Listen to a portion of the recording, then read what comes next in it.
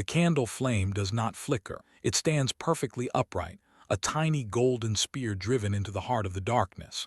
The air is cold, but it is a still cold, a patient cold, the kind that settles into old stone and waits.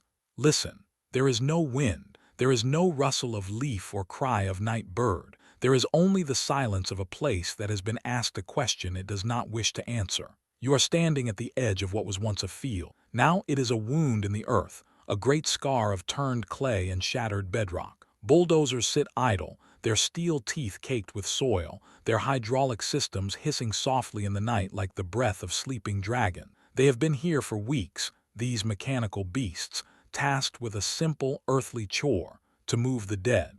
Above, on the ridge, the sodium lights of a new suburb burn with the sterile, orange glow of progress. They illuminate the skeletal frames of half-built houses, the geometry of a future that has no room for the past.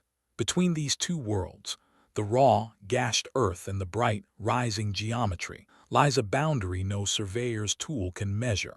The relocation order was clear. Eminent domain. The expansion of the city required this land. The cemetery, a small, forgotten patch of ground first marked on maps in 1847, was to be exhumed. 687 souls, their bones wrapped in the roots of ancient oaks, were to be moved 3 miles north to the new Garden of Memory. It was a matter of paperwork, a matter of logistics, a matter of the living arranging the furniture of the dead.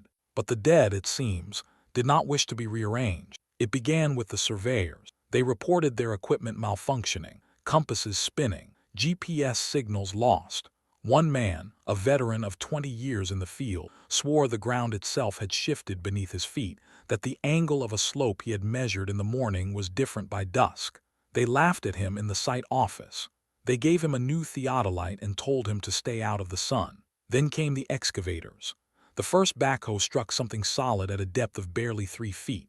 A root, they assumed, but the root bled. Not red blood, but a thick, black, viscous fluid that smelled of old iron and forgotten rain. They dug around it. It was not a root.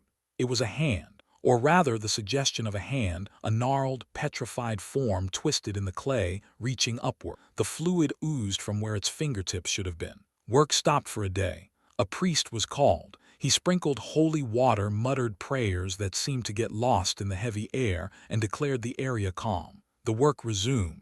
The second incident happened at midnight. The night watchman, a man named Elias who had guarded construction sites for 30 years and feared nothing, heard a sound that froze the blood in his vein. It was not a moan. It was not a shriek. It was the sound of stone grinding against stone. He turned his flashlight toward the cemetery. The beam caught a dozen of the oldest headstones, the ones scarred by a century of weather until their inscriptions were unreadable. They were moving, not flying, not dancing, just shifting, imperceptibly, edging back toward the holes from which they had been pulled, their bases scraping a slow, terrible arc in the dirt. Elias did not wait to see if they would stop. He ran. He ran until his lungs burned, and he did not look back. He quit the next morning, refusing his final paycheck, refusing to speak of what he saw. The developers were pragmatic men. They dealt in concrete and capital, in zoning laws and interest rates. They did not deal in haunting. They doubled the night watch, offered bonuses, and brought in heavier machinery. They would not be stopped by the superstitions of old men and the malfunction of cheap electronics. They did not understand. This was not about superstition. It was about memory. And memory, when anchored to bone and stone and a patch of earth that has soaked up the grief and love of generations, is not so easily relocated. The dead do not reside in the coffin. They reside in the ground. They reside in the specific, unique arrangement of soil and root and rain that marked their final bed. To move them is to unmake them, and some things, once unmade, refuse to stay that way. Keep the candle lit, for the night holds more than shadows.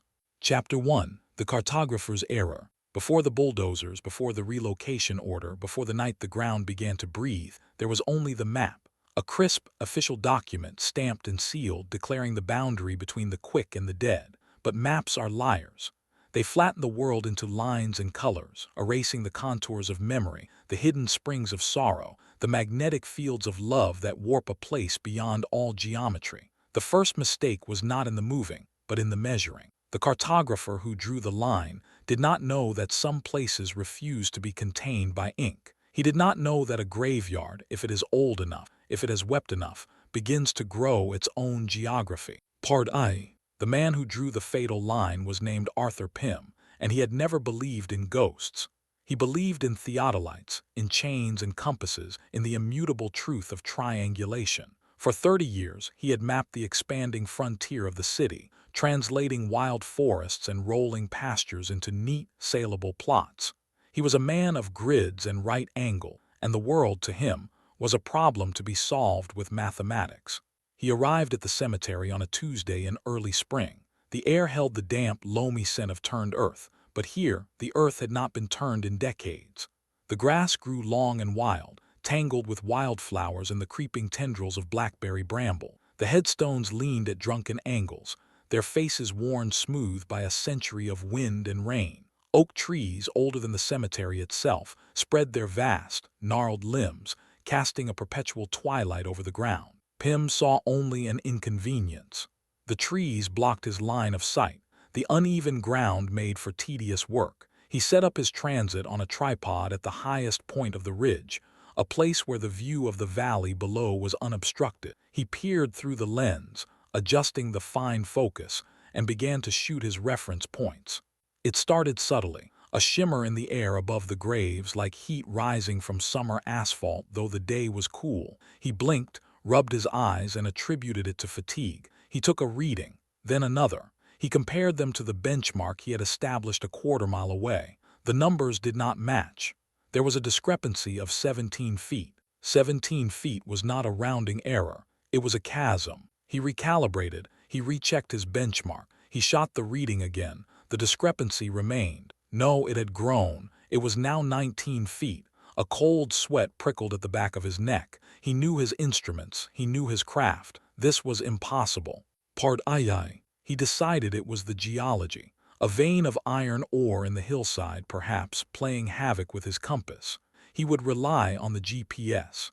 He pulled out his handheld unit, waited for the satellites to align, and marked the coordinates of the cemetery's oldest corner stone. The device beeped, confirmed the lock, and displayed the position. He compared it to the map. The cemetery was, according to the GPS, located exactly where it should be. He breathed a sigh of relief. The transit readings were the anomaly. The satellites, with their cold, celestial precision, had confirmed the truth. He packed up his equipment and left, satisfied. He did not look back. If he had, he might have noticed that the sun, which had been high in the western sky, was now casting the long shadows of evening. He had been on that ridge for less than 2 hours, or so his watch claimed. The next day, the survey team arrived to set the property stakes.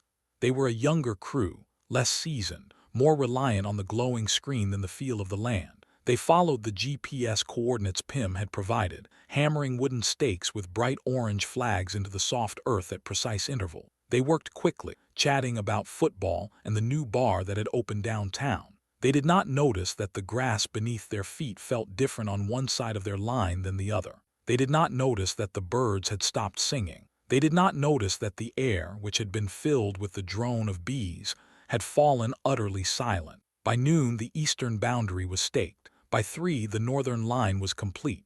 They broke for lunch, sitting on a fallen log at the edge of the woods, their backs to the cemetery. When they returned to finish the western and southern perimeters, a strange unease settled over them. The light seemed to have changed. It was thicker, somehow more yellow, as if filtered through old glass. The stakes they had hammered in just hours before now looked weathered. The bright orange flags seemed dull, their color leaching into the gloom. Part III. One of the men, a young father named Miguel, went to retrieve a stake he had set near a large, moss-covered obelisk. He knelt beside it, checking the alignment. As he did, he felt a breath on the back of his neck, a warm breath smelling faintly of earth and old flowers. He spun around. There was no one there, but the air in front of him, just for a fraction of a second, seemed to condense into a shape, a suggestion of a woman in a long dress, before dissolving into the dappled shadow. He said nothing to the others. He finished his work in silence, his hands trembling slightly as he hammered the last stake. But as they packed up to leave, he turned and looked back at the cemetery, and he saw it. A single perfect line of orange flags stretching across the field, and behind them another line, identical but somehow older, fainter, as if the first set of stakes they had placed were already fatting into the landscape, being absorbed, forgotten. He blinked and the vision was gone. There were only the fresh stakes, bright and new. He told himself it was a trick of the light, the exhaustion of a long day. But he knew with a certainty that coiled in his gut like a cold serpent that the map was wrong. And worse, the land knew it. The developers saw the stakes. They saw the approved survey. They saw the path forward. They did not see the flaw in the geometry, the invisible seam where the world of the living and the world of the dead had begun to pull apart. They scheduled the first excavation for the following Monday. They did not know that Arthur Pym, the master cartographer, had spent the night in a fever, muttering about coordinates that shifted in the dark, about a line that kept moving no matter how many times he drew it. He would not return to the site. His career was over. His belief in the immutable truth of maps had been shattered by a graveyard that refused to stay within its line. Chapter 2. The Roots of Bone. Before the headstones could be moved, the earth itself had to be opened. This is the sacred pact. The soil receives, the soil protects, the soil forgets.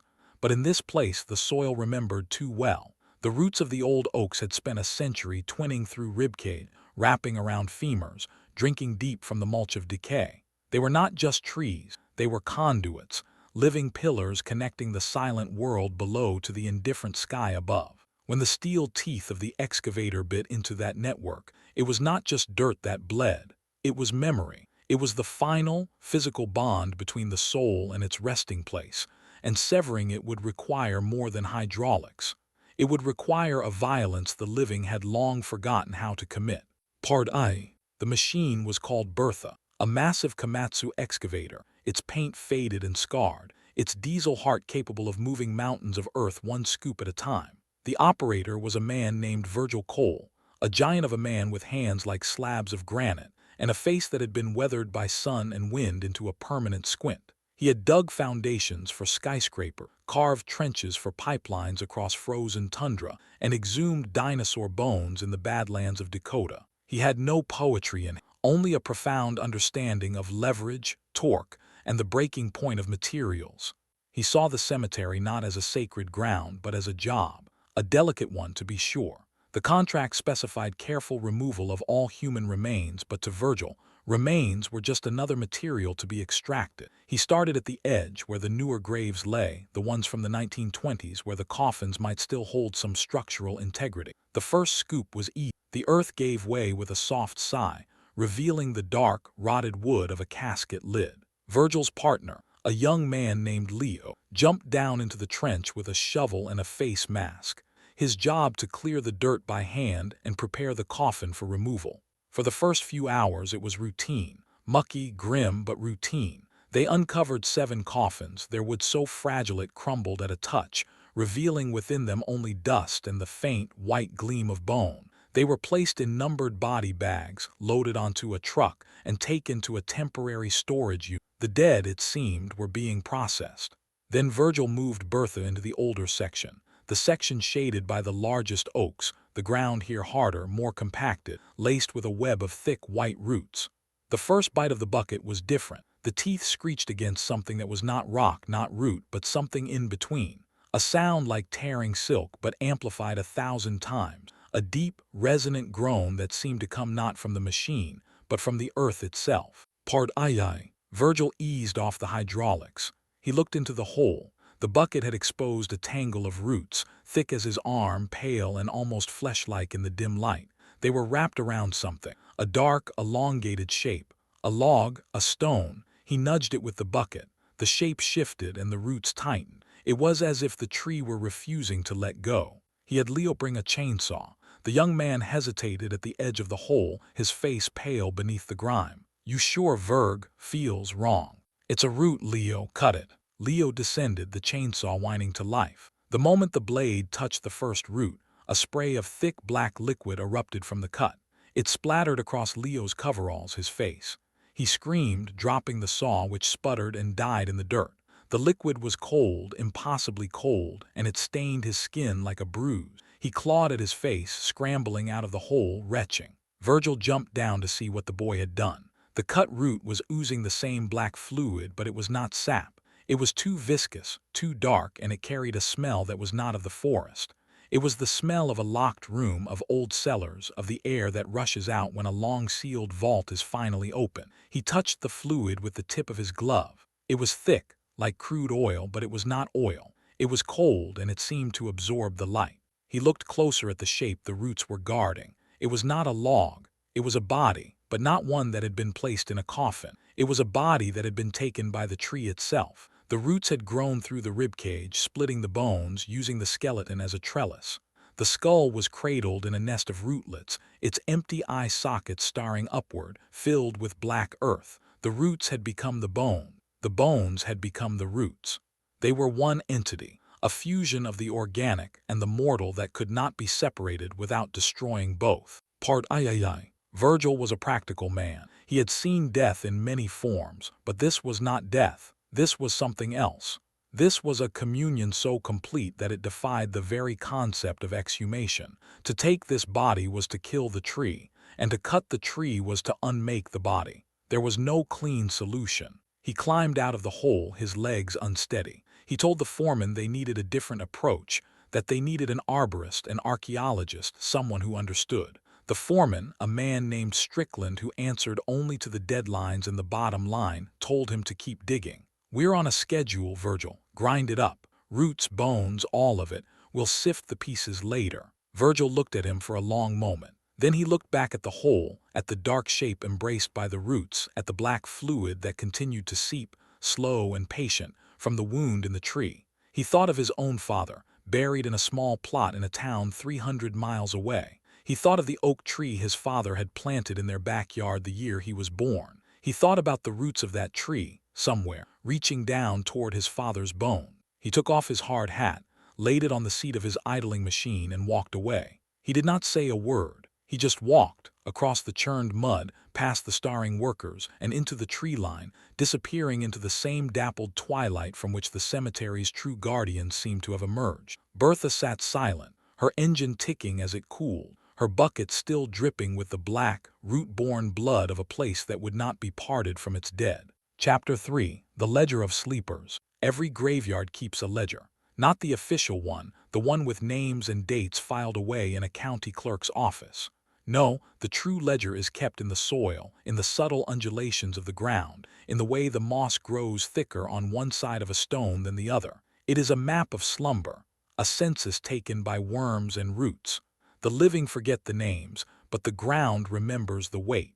When the relocations began, a clerk from the city was sent to cross-reference the official records with the physical reality. It was her job to ensure no one was left behind. She did not know that she was not the one doing the counting. She did not know that, in the silence of that place, the dead were counting her. Part I. Her name was Eleanor Vance, and she was an archivist. Her world was one of paper, of faded ink, of the quiet rustle of documents older than the people who read them. She worked in the basement of the Municipal Records Building, a place lit by the sickly yellow glow of fluorescent tubes, where the air smelled of mildew and dust. She had been tasked with the impossible, to create a definitive list of every person buried in the cemetery, based on the fragmentary records that had survived a century and a half of neglect. The early records were the worst. A leather-bound book from the 1850s, its pages spotted with mold, its entries written in a looping, faded script that was often illegible. Names were misspelled, dates were smudged, and many plots were simply marked infant or stranger. As she worked her way through the decades, the records improved, but the gaps remained. There were periods of years with no entries at all, gaps where the ledger had been lost to fire or flood or simple carelessness. She compiled her list, 687 confirmed burial, but as she sat in the quiet of her basement, cross-referencing her numbers with the surveyor's map, a cold unease began to creep over her.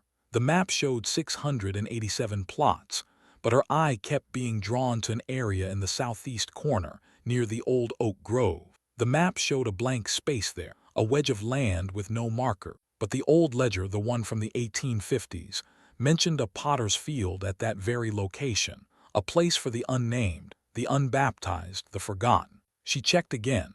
The potter's field was not on the modern map. It had been erased, paved over by the grid of saleable plots. But if the bodies were still there beneath the surface, they would be unmarked. They would be uncounted. They would be ghosts in the ledger, souls who had no paperwork, no proof they had ever existed. Part II. She brought her concern to her supervisor, a man who saw only the numbers. "The count is 687, he said, not looking up from his own stack of papers. "That's what the contract says. That's what we're being paid for. The potter's field, if it ever existed, is not our concern. The developers will dig up whatever they find. But they won't know to look for them," Elinor protested. "They'll just scrape them away. They'll be lost." He finally looked at her, his eyes empty of anything but bureaucratic fatigue. "They've been lost for 150 years, Elinor. A few more bulldozer passes won't make a difference." She left his office with the words ringing in her ears.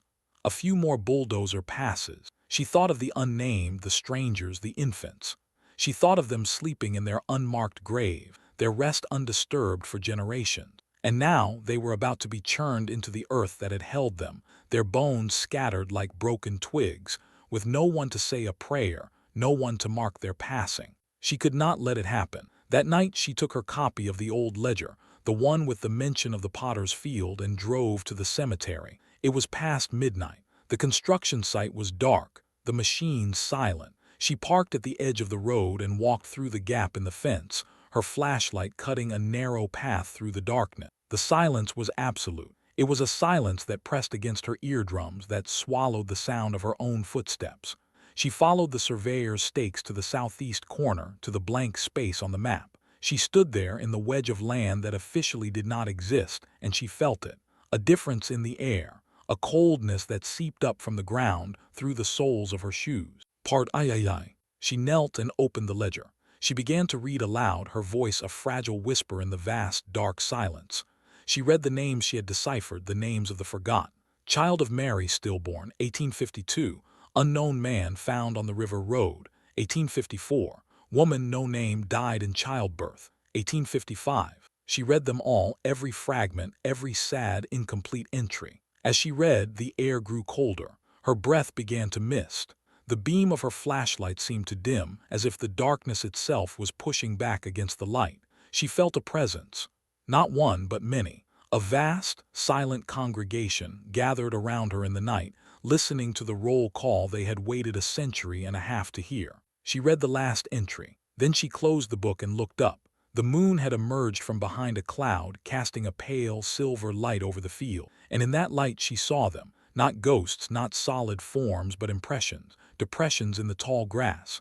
Hundreds of them, places where the grass lay flat as if shaped by the weight of a body. They stretched across the potter's field, a silent, sleeping multitude finally acknowledged. She did not run. She did not scream. She simply stood, tears freezing on her cheeks, and bore witness. She understood now. The ledger was not just a list. It was a voice.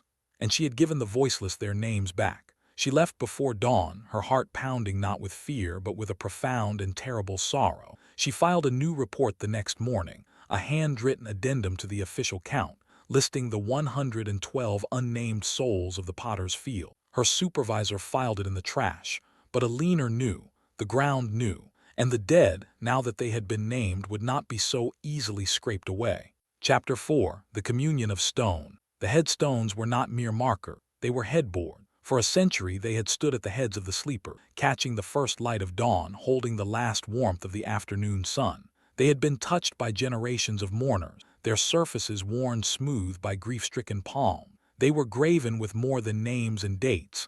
They were etched with the pressure of 1,000 silent prayers, the residue of tears, the whispered secrets of the living. To move a headstone is to pull the pillow from beneath a sleeper's head, and some sleepers, when disturbed, will reach out in the darkness to take it back. Part I. The relocation of the headstones was scheduled for the second week. It was considered the easy part. The backhoes had done the brutal work of opening the earth. Now, a crew of masons and laborers would carefully lift each stone, crate it, and transport it to the new cemetery, where it would be placed at the head of the corresponding new grave. Simple, mechanical, a feat of engineering and logistics.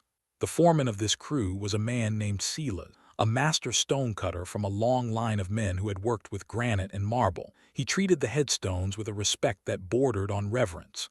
He saw them not as objects, but as monuments to lives lived, their craftsmanship a testament to the love of the families who had commissioned them. He ran his hands over their surfaces, reading the inscriptions like Braille, feeling the chisel marks of long-dead artisans. His crew began with the newer section, the marble stones from the early 20th century. They were heavy but manageable. They wrapped them in canvas straps, lifted them with a small crane, and laid them gently on beds of straw in the truck bed. It was slow, careful work. Silas insisted on perfection. No chips, no scratches. These stones, he said, had earned their rest. They moved to the older section by midweek. Here, the stones were different. They were older, darker, made of local slate and sandstone that had weathered into fantastic shapes. Some were simple tablets, their inscriptions nearly erased by time. Others were elaborate obelisks, their surfaces covered in carved ivy and weeping willows, symbols of a Victorian grief that was as ornate as it was profound. And then there were the oldest ones, from the 1840s and 50s. These were rough-hewn field stones, barely shaped, with names scratched into them by unsteady hands. They were the most honest of all, Silas thought. They made no pretense at art. They only marked a place. Part II. The first incident occurred with an obelisk.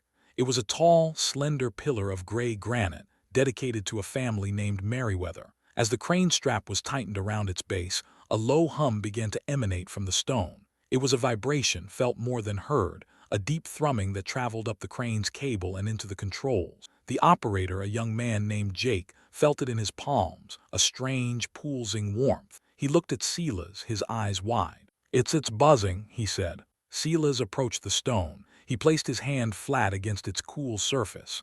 The moment he touched it, the humming stopped, but in its place he felt something else. A pull.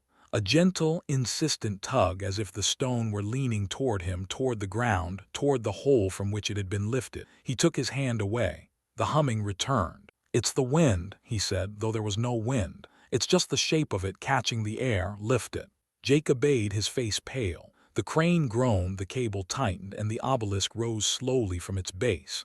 As it cleared the ground, a sound ripped through the air. It was not the hum. It was a crack, sharp and clean as a gunshot. The obelisk had snapped in two, clean across its middle, the top half crashing down onto the soft earth, the bottom half swinging wildly from the strap. They stared at the broken stone in silence. A century of craftsmanship, of memory, shattered in an instant. Silas knelt beside the fallen piece.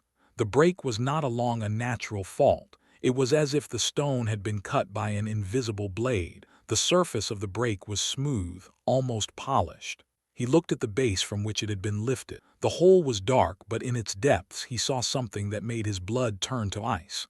A handprint, not a fossil, not a carving, but a perfect, three-dimensional impression of a human hand, pressed into the clay at the bottom of the grave. It was as if someone had reached up from below, trying to catch the stone as it fell. Part III. They did not try to move another stone that day. They left the obelisk where it lay, its two halves separated, its inscription, gone but not forgotten, now a cruel lie. The night that followed was the worst. The watchman, a replacement for Elias who had fled weeks before, lasted only an hour. He called the police at 1 a.m., his voice a shattered whisper. He said the stones were moving. He said they were gathering. He said they were forming a circle around the broken obelisk. The police arrived to find the man cowering in his truck, the doors locked, the engine running. They searched the site with flashlights, their beams playing over the silent machinery, the piles of excavated earth, the ranks of headstones waiting to be moved. They saw nothing. They told the man he was drunk, that he needed to go home and sleep it off. But as they drove away, one of the officers, a woman named Olivia, glanced in her rearview mirror, and she saw them. Dozens of headstones, their dark shapes stark against the moonlit earth, arranged in a rough semicircle around the place where the obelisk had fallen. She slammed on the brakes, reversed, and shone her spotlight back on the site. The stones were exactly where they had been before, in their rows, in their places. She sat there for a long moment, her heart hammering, telling herself it was a trick of the light, a trick of exhausted eyes.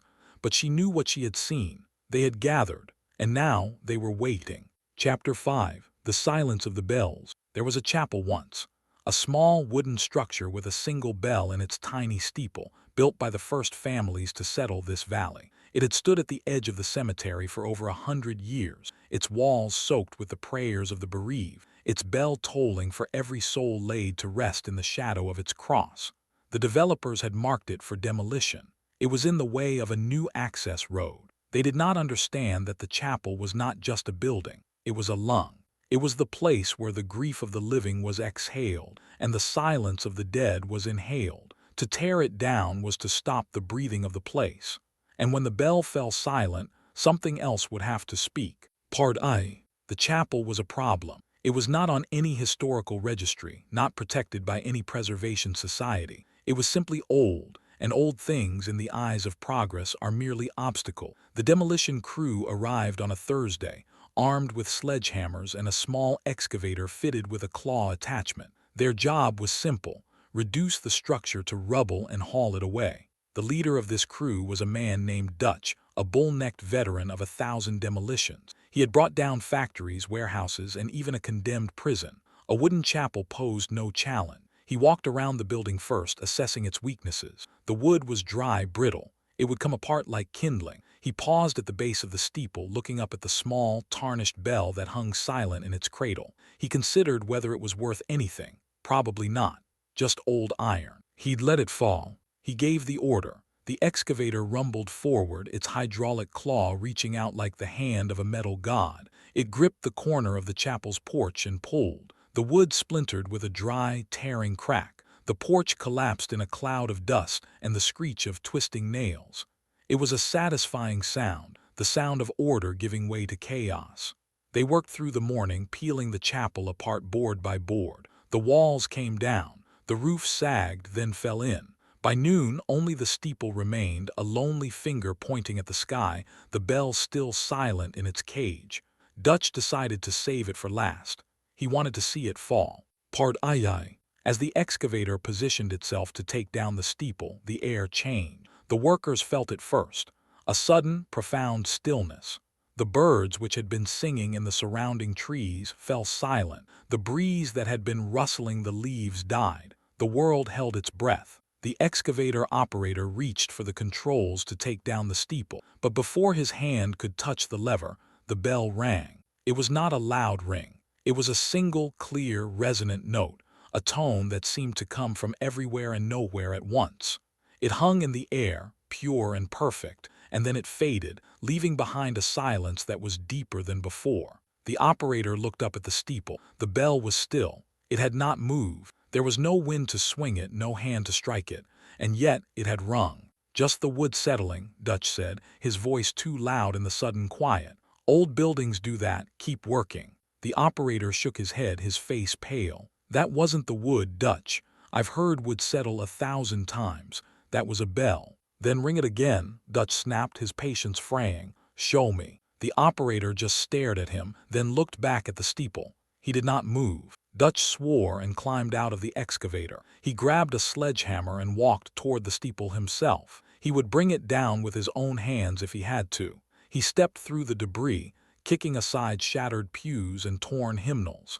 He reached the base of the steeple and raised the sledgehammer. Part III. The bell rang again. This time it was louder, a deep, resonant boom that shook the ground beneath his feet. It was not a single note now. It was a chord, a complex, mournful sound that seemed to carry within it the echoes of 100 funerals, 1,000 sobs, 1,000,000 whispered prayers. Dutch stumbled back, the sledgehammer falling from his hand. The sound wrapped around him, pressed against him, filled his ears until he could hear nothing else. He clamped his hands over his head, but it did no good. The sound was inside him. Then, as suddenly as it had begun, it stopped. The silence that followed was absolute. Dutch stood there, trembling, his face streaming with sweat. He looked at his crew. They were all staring at the steeple, their faces masks of awe and terror. He did not give another order. He did not have to. His crew was already walking away, dropping their tools, climbing into their trucks. They left the chapel where it stood, a skeletal frame of beams with the solitary steeple rising from the ruin, its silent bell a sentinel over the graves it had once blessed. That night the silence was broken, not by the bell but by a sound that was far more terrible. It was the sound of singing, a low, wordless choral hum that drifted from the direction of the ruined chapel.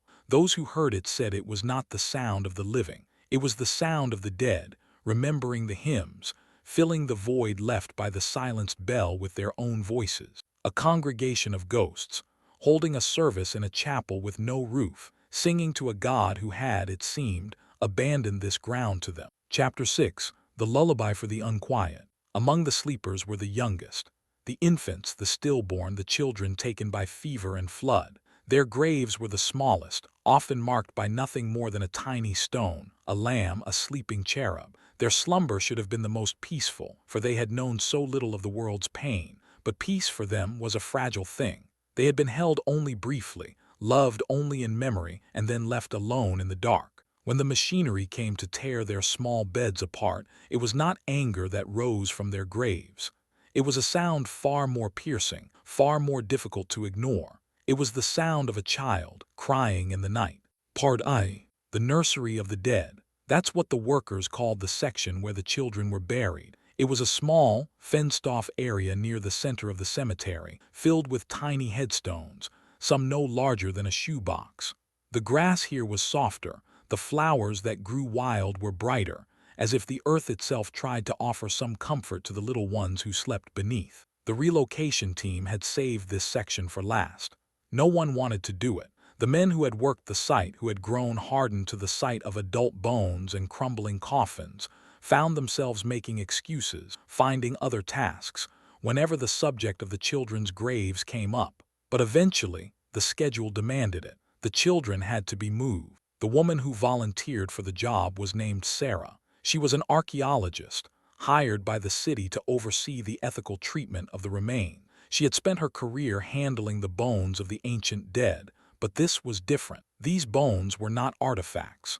They were the remains of children who had lived and died in this very valley, whose families might still live in the towns nearby. She felt a responsibility to them, a duty to treat their small remains with a tenderness that went beyond professional protocol. She started with the smallest graves, the ones from the late 1800s. She worked by hand, using trowels and soft brushes, gently clearing the earth from the tiny coffin. The wood was often nothing more than a dark stain in the soil, a suggestion of a shape. Inside she found the bones, so small, so fragile, they seemed to dissolve at a touch.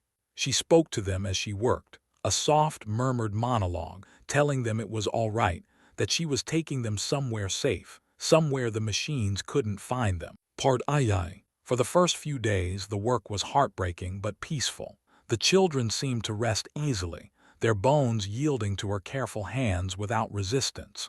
But as she moved deeper into the section, toward the oldest graves, the ones from the 1840s and 50s, the atmosphere changed. The first sign was the crying. It began as a faint, almost inaudible sound on the edge of hearing, like the whine of a distant mosquito. Sarah dismissed it as tinnitus, the strain of long days in the silent cemetery, but it grew louder. It became a distinct, high-pitched wail, the sound of an infant in distress. She stopped working and looked around. The site was empty. The other workers were at lunch. There was no baby. There was no source for the sound, and yet it continued, a thin, desperate cry that seemed to come from the very ground beneath her feet. She knelt beside the grave she was excavating. It was a small one marked by a stone carved with a lamb. The inscription was barely legible. Our beloved Alice, aged 11 months, 1848. She placed her hand on the soil. The crying grew louder. It was coming from here, from the grave. She did not know what to do. She had no protocol for this. She sat there frozen as the crying continued, a sound so full of loneliness, of abandonment, that it tore at something deep inside her. She began to cry herself, tears falling onto the dark earth. Part III. And then without thinking she began to sing. It was not a hymn, not a prayer. It was a lullaby, the one her own mother had sung to her when she was a child. A simple, wordless tune about the moon and the stars and the promise of a new day. She sang it softly, her voice trembling over the grave of the child named Alice. As she sang, the crying changed. It softened. It became a coo, a gurgle, the sound of an infant soothe. And then slowly it faded away, replaced by a silence that was no longer empty but filled with a sense of peace. Sarah sat there for a long time after the song ended, her hand still on the grave. She understood now. The children were not angry. They were not vengeful. They were simply afraid. Afraid of the dark, afraid of being alone, afraid of the loud machines that were tearing their world apart. They needed what all children need: comfort, a gentle touch, a soothing voice. She finished excavating Alice's grave that afternoon, handling the tiny bones with a reverence that was now touched with love. She placed them in a small, white box lined with silk, and she sang the lullaby again as she closed the lid. That night she returned to the site. She walked through the children's section, and at every grave she had yet to open, she paused and sang her lullaby. The sound of her voice drifted through the darkness, a fragile thread of humanity in a place that had become inhuman. And from beneath the ground, from the small sleepers who had waited so long for a mother's touch, there came a soft, collective sigh. The unquiet were, for a moment, at peace. Chapter 7. The Weight of Iron. The iron fence was the last boundary. A magnificent Victorian creation, its spear-topped bars blackened by a century of rain, its gates adorned with wrought iron roses and weeping willows. It had kept the world out and the dead in. It had marked the threshold, the place where the living removed their hats and spoke in whispers. To move the cemetery, the fence had to go. It was sold to a scrap dealer, a man who saw only the weight of the metal, not the weight of the meaning. He came with torches and trucks, ready to cut the boundary into pieces. He did not know that some boundaries, once forged, cannot be broken. They can only be carried. His name was Cyrus, and he was a dealer in ending. He bought the remains of collapsed barns, the skeletons of burned-out factories, the twisted metal of wrecked cars. He saw beauty in decay, value in ruin. When he heard about the cemetery fence, he saw only a payday.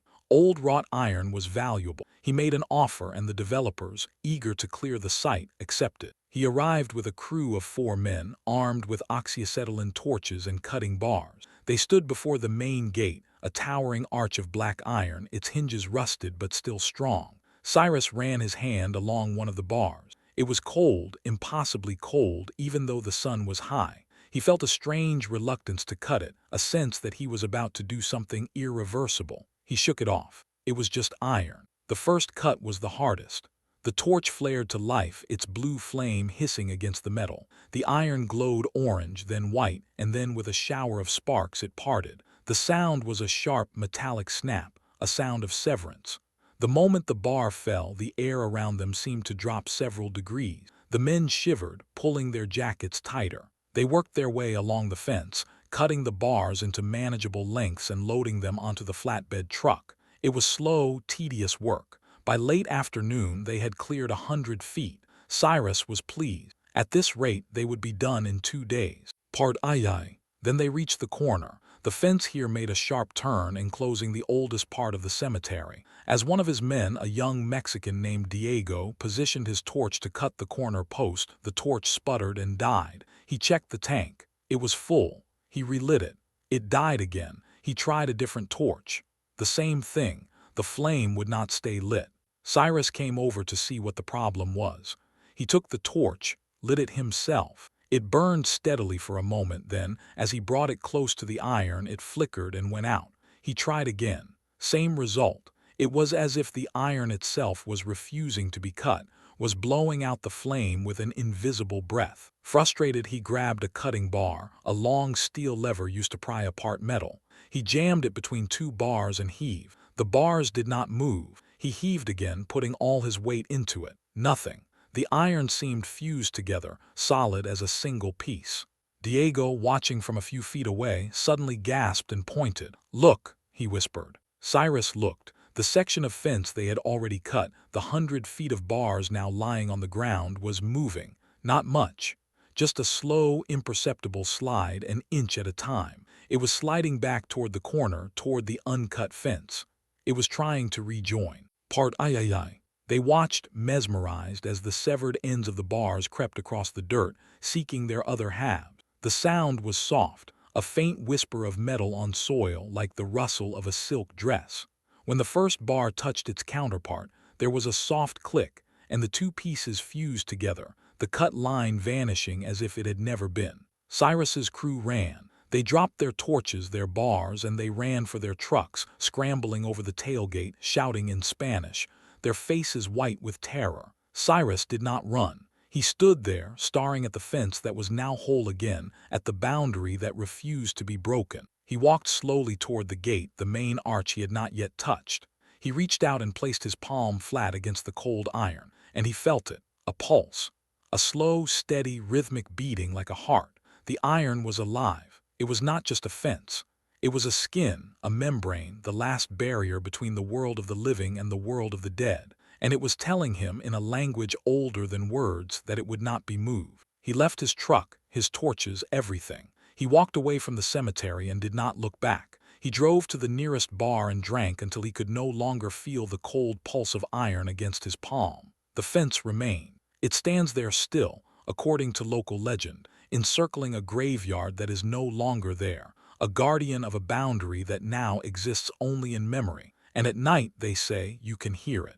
A low, resonant hum, like a great iron bell, tolling for the souls it was forged to protect. Chapter 8. The Witness Tree. In the exact center of the cemetery stood an oak. It was ancient, its trunk wide as a wagon, its branches a vast, spreading canopy that had sheltered generations of mourners from sun and rain. It had been a sapling when the first grave was dug, and it had grown as the cemetery grew, its roots threading through the sleeper, its leaves drinking the same light that fell on their stone. It was not just a tree. It was the cemetery's memory, its historian, its living heart. When the developer's plans showed the oak being cut down to make room for a parking lot, a strange quiet fell over the site. The birds had long since fled. The insects had gone silent. Even the wind seemed to avoid the place.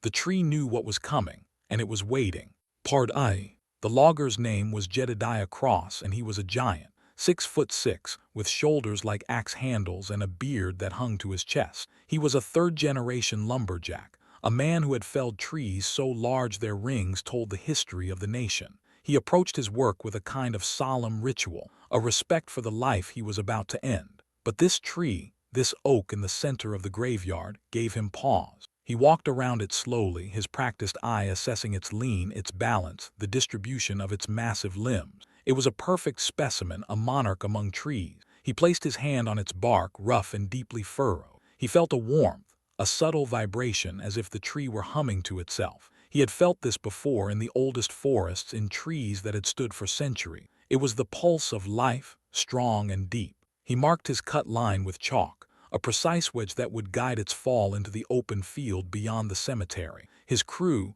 2 younger men with chainsaws, stood by, waiting. Jedediah took his own saw, a vintage machine he had inherited from his father, and started it. The roar of the engine shattered the cemetery's long silence. He made the first cut, the undercut, a horizontal slice into the trunk's base. The saw bit into the wood, and a spray of sawdust, pale gold in the sunlight, erupted from the wound. He worked slowly, carefully, his arms vibrating with the saw's power. He was halfway through the undercut when the saw stalled. Part II. He checked the fuel, full. He checked the chain, sharp. He pulled the starter cord. The engine coughed, sputtered, and died. He tried again. Nothing. He handed it to one of his men who tried his own saw. It started fine, but the moment he brought it to the tree's cut, it died. They tried all 3 saws. The result was the same. They would run perfectly anywhere else, but the moment they touched the oak, they stopped. Jedediah stood back and looked at the tree. The cut he had made was weeping. Not sap. This was different. A thick, clear liquid like water, but with a viscosity that caught the light. It dripped slowly down the trunk, tracing a dark path through the bark. He touched it. It was cold, and it smelled of rain, of ozone, of the air after a lightning strike. He looked up into the branches. The leaves, which had been still, began to rustle, not from wind. There was no wind. They rustled as if shaken by an invisible hand. And from deep within the tree, from its very core, there came a sound. A low, groaning creak, the sound of wood under immense pressure. It was the sound the tree would make when it finally fell. But it was not falling. It was speaking. The crew backed away. Jedediah did not. He stood his ground, his face a mask of wonder and sorrow. He understood now. This was not just a tree, it was a witness. It had seen every funeral, every burial, every mourner who had come to weep. It had absorbed their grief into its rings, their prayers into its leaves. It was as much a part of this place as the bones beneath the soil. To cut it down was not just to kill a tree. It was to silence the only living thing that remembered. Part III. He made a decision then, a decision that would cost him his contract, his reputation, but would save his soul. He gathered his crew and told them to pack up. They were done. They protested, but he silenced them with a look. He walked back to the oak one last time. He placed both hands on its trunk, leaned his forehead against the bark, and whispered something. A prayer, an apology, a goodbye. As he turned to leave, a single acorn fell from the highest branch and landed at his feet. He bent and picked it up. It was warm, alive. He slipped it into his pocket and walked away, leaving the oak standing sentinel over the graves it had guarded for so long. The developers were furious. They threatened to sue, to blacklist him. Jedediah didn't care. He had done the only thing a man with a conscience could do. He had refused to be the executioner. The oak still stands in the center of the empty field, a lone survivor in a landscape of loss. And every year on the anniversary of the day the relocation began, a single acorn falls at the feet of anyone who stands beneath its branches. A gift, a memory, a promise that as long as the tree lives, the dead are not forgotten. Chapter 9. The Final Inventory. The relocation was, by any measure, a failure. 687 souls had been scheduled for removal. Fewer than 200 had been successfully transferred to the new cemetery. The rest remained. Not in their graves, for those had been dug up and destroyed. They remained in the air, in the light, in the very atoms of the place. The developers, facing bankruptcy and lawsuits, finally conceded defeat. They abandoned the site, leaving behind a wasteland of churned earth, shattered stone, and a silence so profound it seemed to have weight. But before they left, they had to do one last thing. They had to count. They had to account for the failure. They had to look upon the face of the mystery they had created and try to reduce it to a number. The final inventory was the most impossible task of all. For how do you count what will not be moved? How do you tally the dead who have become the land? Part I. The man chosen for this final, futile task was a junior accountant named Bernard. He was small, precise, a creature of spreadsheets and column. He had never visited the site, had only seen it in photographs and reports. He was given a clipboard, a list of the 687 names, and a simple instruction: verify the presence of each body in its new grave at the Garden of Memory. He arrived at the new cemetery on a gray, overcast morning. It was a sterile place, all rolling green lawns and identical headstones, laid out in neat, numbered rows. It looked like a golf course for the dead. He found the office, picked up a map, and began his grim task. The first 100 were easy. He found the graves, checked the names against his list, and made a checkmark. The bodies were there, the coffins buried, the headstones in place. It was tedious but straightforward. Then he reached number 187. The grave was there, the headstone was there. But as he stood before it, he felt a wrongness. The grass was too green, too perfect. The soil seemed undisturbed, as if nothing had ever been buried there. He checked his map. This was the correct plot. He knelt and pressed his hand to the ground. It was cold. Not the cool of shade, but a deep, bone-deep cold that seeped through his skin and into his blood. He pulled his hand away quickly. There was nothing there. The grave was empty. Part II. He moved on to number 188. The same. The headstone was in place, but the ground beneath it was cold, empty, lifeless. Number 189. Empty. He began to run from grave to grave, his neat checks turning into frantic scratches on his clipboard. Row after row, plot after plot, he found the same thing. The headstones were there, mocking him with their carved names and dates. But the graves beneath them were hollow. The bodies were not there. By nightfall, he had verified only the first 186. The remaining 501 graves were empty. The dead had not come. They had refused relocation. They were still there, in the wasteland the developers had abandoned. Bernard drove back to the old site that night, his mind reeling. He parked at the edge of the road and walked through the gap in the fence where the iron gate had once stood. The place was a moonscape, great craters where the graves had been dug up, piles of broken headstone, the skeletal remains of the chapel, and in the center, the lone oak, its vast canopy black against the starry sky. He walked to the center of the destruction, to the place where the potter's field had been. He stood there in the cold and he waited. He did not know what he was waiting for. A sign, an explanation, an accounting. Part III. And then he felt them, not saw them, felt them. A presence. A vast, silent congregation gathered all around him in the darkness.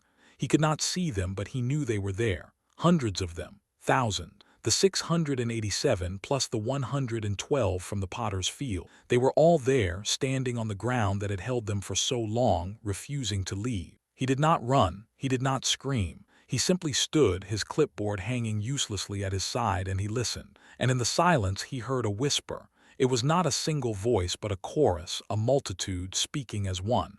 It said only one word, a name, his name. Bernard. He felt a cold hand touch his cheek. It was not a hand of flesh and bone. It was a hand of air, of memory, of the place itself. It was a touch of acknowledgement. He had come to count them, and in doing so he had made himself known to them. He was now part of their number, not as a dead man but as a witness, the one who would tell the story. He left the site before dawn. He did not file his report. He quit his job, moved to a small town far from the city, and never spoke of what he had seen. But he kept the clipboard with its list of names, its 186 checks, and its 501 blanks.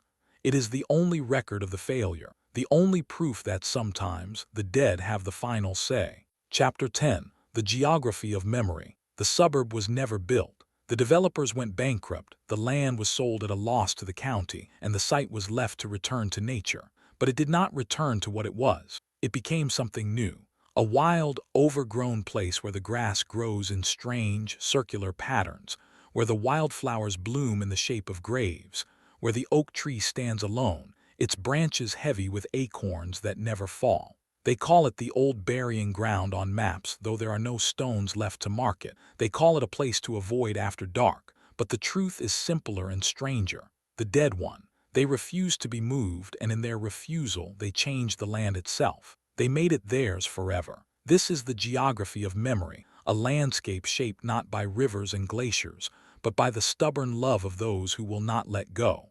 Part I. The years passed. The wounds in the earth healed over, softened by rain and the slow, patient work of grass and weed. The craters where the graves had been became shallow depressions, subtle undulations in the field. The piles of broken headstone were slowly swallowed by the earth, their carved letters and numbers becoming faint, ghostly suggestions beneath a blanket of moss. The iron fence still stands, though it is now half buried, its spear tops barely visible above the tall grass. It is rusted, but it is whole. The severed bars that tried to rejoin themselves that night are now fused so completely that no seam can be seen. It is a perfect circle again, an unbroken boundary, though the graveyard it encloses is empty of stone. The chapel's steeple finally fell years later in a storm, but the bell did not fall with it. It hangs there still, suspended from a single beam, ringing in the wind, and when it rings, those who live nearby say they can hear the singing. A low, wordless choral hum drifting from the place where the chapel once stood. The children's section is the most beautiful part of the wild ground. The wildflowers there are the brightest, the grass the softest.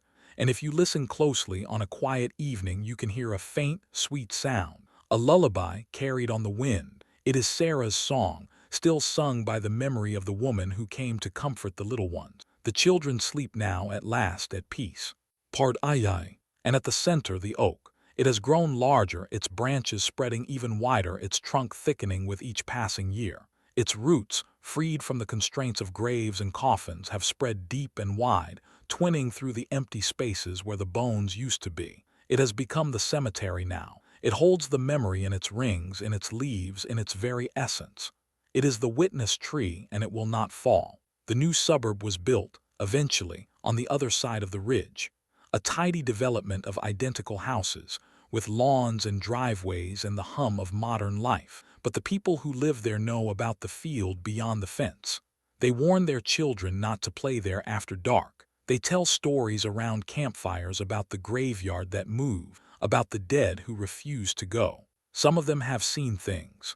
A woman walking her dog at dusk saw a man in old-fashioned clothes standing beneath the oak, watching her. When she blinked, he was gone. A boy playing in the field found a small, white bone, no bigger than his finger, and placed it carefully back in the depression from which it had eroded. That night, he dreamed of a child who thanked him. The county considered turning it into a park, but the plans always fell through. Surveyors refused to go there. Architects found their designs felt unwelcome. The land seemed to resist any attempt to change it further. It had accepted all the change it could bear. Part III. And so it remained, a wild, quiet place just beyond the reach of the living, a place where the boundary between worlds is thin, a place where if you stand very still and listen very carefully you can hear the whisper of the dead, not a moan, not a shriek, just a whisper telling you their names, reminding you that they were here, that they are still here, that this ground is theirs and they will not be moved. The developers learned too late that a graveyard is not a collection of bodies in boxes. It is a geography of the heart. It is a place where memory has soaked into the soil, where love has fossilized into stone, where grief has carved its channels deep into the bedrock. You cannot move it. You can only join it. And in the end, we all will. We will all be gathered into that silent congregation, our bones twined with roots, our names whispered on the wind, our memory held in the patient, waiting earth. The candle gutters.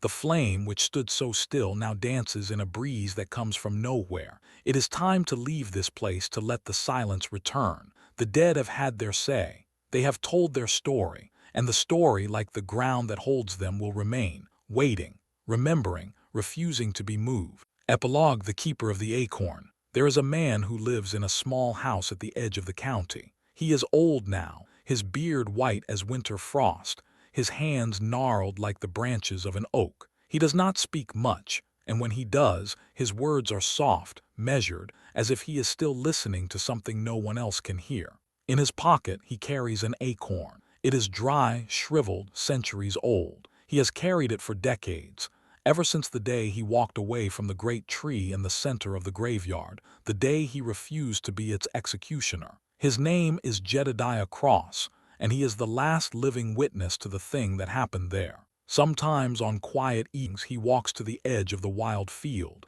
He stands at the half-buried fence and looks toward the oak, its vast silhouette black against the setting sun. He does not enter. He has never entered since that day. He only stands and watches and listens. And sometimes when the wind is right he hears it, the singing, the lullaby, the whisper of names on the air. He takes the acorn from his pocket and holds it in his palm, feeling its warmth, its life, its memory. He knows that when he dies, the acorn must be returned. It must be planted in the soil from which it came, so that a new tree can grow, so that the witness can be renewed. It is his duty, his purpose, the reason he was spared. He will not fail. He has kept the faith. He has kept the memory. And when the time comes, he will go back to the place that changed him, and he will plant the acorn in the earth that holds the dead, and he will lie down beside it, and he will finally be at peace.